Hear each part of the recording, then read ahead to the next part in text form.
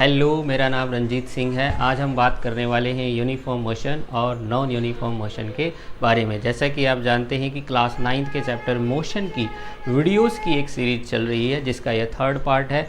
इसका पार्ट 1 और 2 अगर आपने नहीं देखा है तो डिस्क्रिप्शन बॉक्स में आपको लिंक मिल जाएगी, आप वहां से जा कर के देख सकते हैं, या फिर आप डायरेक्ट प्लेलिस्ट में जा कर के देख सकते हैं। तो आइए शुरू करते हैं। तो देखिए, आपने बस या ट्रेन का सफ़र तो किया ही होगा। तो जब आप बस या ट्रेन में चलते हैं तो क्या बस या ट्रेन एक ही स्पीड से चलती है या अलग अलग समय पर उसकी स्पीड चेंज होती रहती है? तो जाहिर सी बात है कि बस या ट्रेन के द्वारा एक कांस्टेंट स्पीड से चलना पॉसिबल नहीं है। समय समय पर उनकी स्पीड बदलती रहती है, यानी कि ये एक टाइप के नॉन यूनिफॉर्म मोशन का एग्जाम्पल है। तो आइए आज हम यूनिफॉर्म मोशन और नॉन यूनिफॉर्म मोशन को और अच्छे से क्लियर करते हैं और एक एग्जांपल से शुरू करते हैं। तो हम क्या करते हैं, सबसे पहले 2 ऑब्जेक्ट ले लेते हैं और 2 ऑब्जेक्ट द्वारा चली गई डिस्टेंस को हम देखते हैं अलग अलग टाइम इंटरवल के अंदर।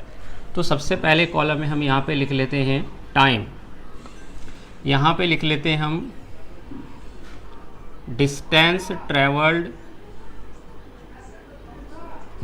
By object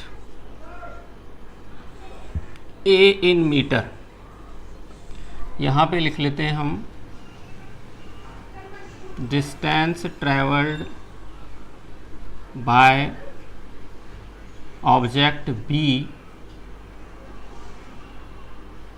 in metre. ठीक है, हमने यहाँ पे टाइम ले लिया, ठीक है, यहाँ पे हमने डिस्टेंस ले ली, 2 ऑब्जेक्ट ले लिए, एक ऑब्जेक्ट ए और एक ऑब्जेक्ट बी। तो दोनों ऑब्जेक्ट्स को हम देखेंगे कि वो किस प्रकार से चलते हैं।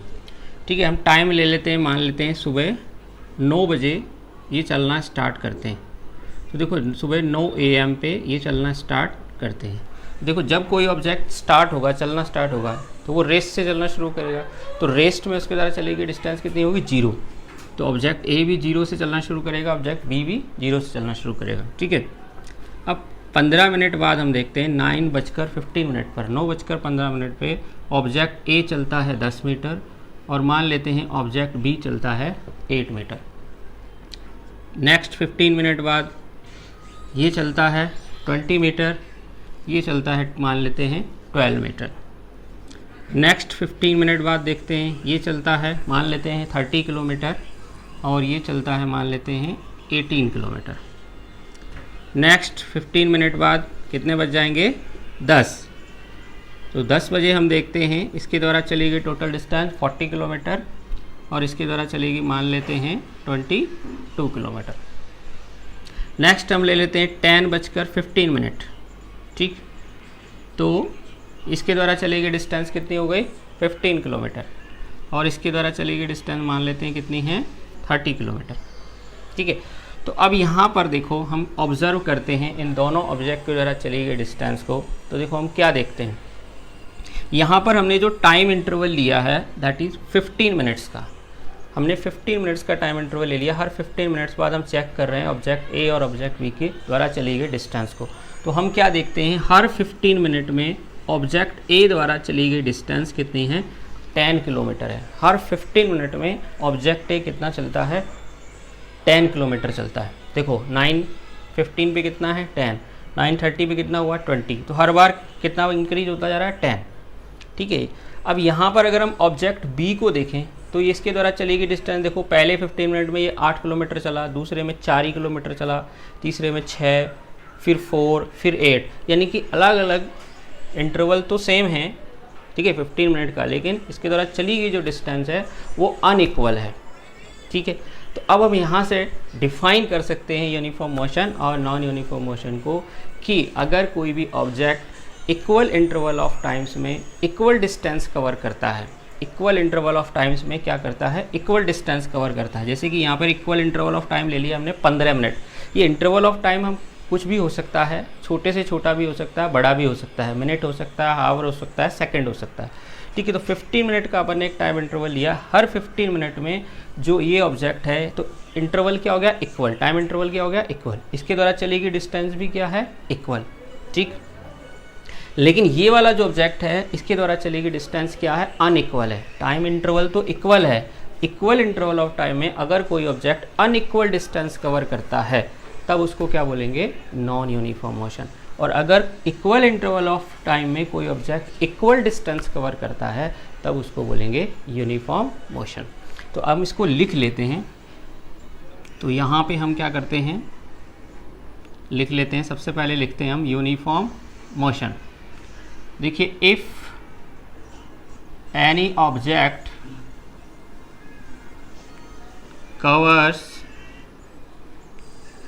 Equal distance in equal intervals of time, then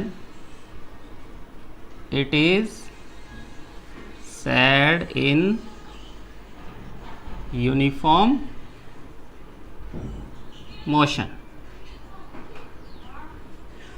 ठीक है, अगर कोई object equal intervals of time में इक्वल डिस्टेंस कवर करता है तब हम उसे क्या बोलेंगे कि वो यूनिफॉर्म मोशन में है, जैसा कि हमने ऑब्जेक्ट ए के बारे में देखा।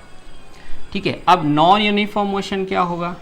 तो देखिए, इसको याद करना बहुत इजी है आपके लिए। अगर आपको इसकी डेफिनेशन वगैरह याद करना हो तो आपको सिर्फ कंसेप्ट समझना है, रटना नहीं है। तो यहाँ पे क्या लिखा हुआ है, if any object cover equal distance in equal interval of times.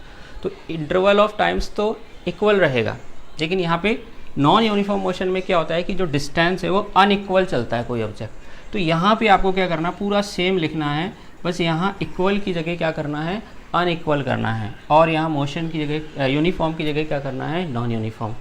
तो चलिए लिख लेते हैं हम, if any object covers unequal distance in equal intervals of time,